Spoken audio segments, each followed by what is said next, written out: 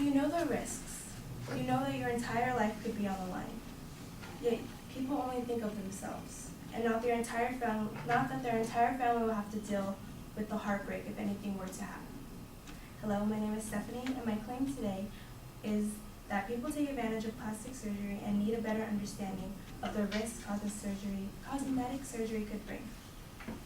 My main points will be the problem with cosmetic surgery, the risks that it has, and the benefits to not get plastic surgery in the first place. I'm going to begin with the risks. While cosmetic surgery to get a cuter nose, flatter tummy, or bigger breasts seem like no big deal to some people, patients face medical risk as they would do in any surgical procedure. So people don't understand that any medical surgery can last maybe up to 10 years, and without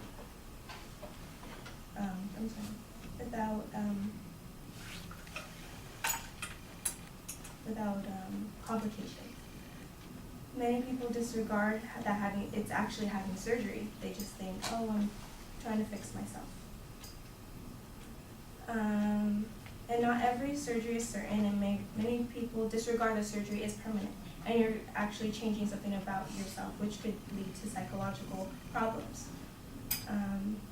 And you also let a complete stranger that you don't know, that you have to just automatically trust, take control of your appearance. Next, I'm going to talk about the benefits. Based on Donahue, he states, Reagan Hendry had to watch her mother, Denise, suffer years of complications following what she thought would be a routine liposuction procedure. Ultimately, her mother contracted meningitis 2 years later and passed away.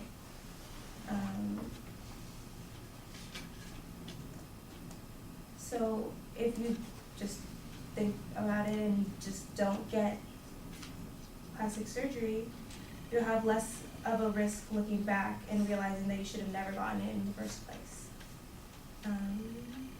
If you decide not to get plastic surgery, all of your extensive research, you'll save yourself all the psychological pain. And one more thing I wanted to add is that cosmetic surgery isn't just to get bigger lips, breasts, a bigger butt, but people actually get like a cleft, and that's considered cosmetic surgery. And I have a cousin that actually had that, and he grows up thinking that, oh, cosmetic surgery is normal.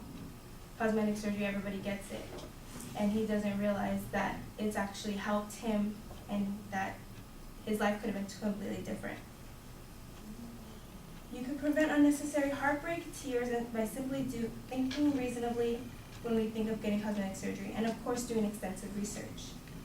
I hope that every one of you will take what I have said here into consideration when you, friends, or family have future endeavors with cosmetic surgery.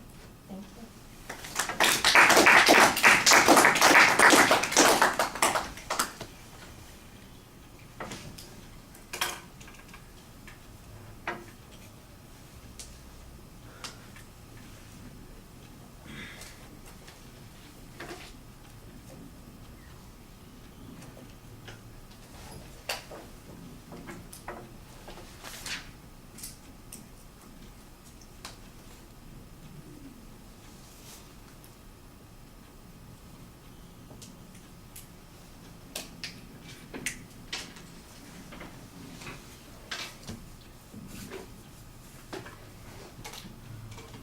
Stephanie, it's a little vague as to what your proposition is. I know that you've got this statement that says that people don't take it seriously or that they need to be better informed. It needs to be a lot clearer what it is you are asking us to believe and why this is controversial. It sounds like an informative presentation, not so much as an argumentative presentation. If you want to argue that cosmetic surgery is substantially more dangerous than people believe, that would be a claim. And that would be so much simpler and clearer than the claim that you are presenting here. And I think it would also make it more explicit as to what kind of evidence you need to support your position. The three secondary claims that you came up with, they all sound very much like the same sort of thing. You know, I want to talk about the problems, I want to talk about the benefits, I want to talk about the risks. And the benefits actually, basically, it's almost exactly the opposite. You don't talk about a benefit, you talk about a risk. And that's, you know, repeating the same idea that you had on the first point. The only evidence that I heard cited in the presentation was the example of the one patient who had liposuction and then ended up suffering for a couple of years before developing meningitis and dying. Other than that, there's a lot of stuff that gets asserted.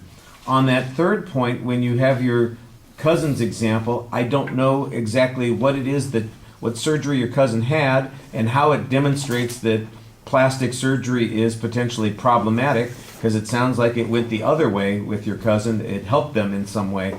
And it was really an unclear example to support something that I think was also a little unclear. So I think your argument could be simplified a little bit by sticking with a more straightforward propositional statement and then looking for particular examples to support it. There was no statistical evidence to suggest that this is a frequent problem. Like you said, anytime you have a medical procedure, there's a potential risk involved. So the one example that you present, okay, well, there's a medical risk involved with the liposuction. How many people get liposuction every year and how many have a particular problem? I have no idea if this is a typical example or if this is an exceptional example. It's hard for me to make a generalization or conclusion based on this because there's no statistical context for it.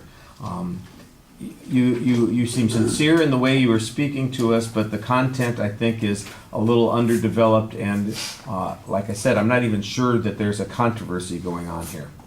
All right, thank you.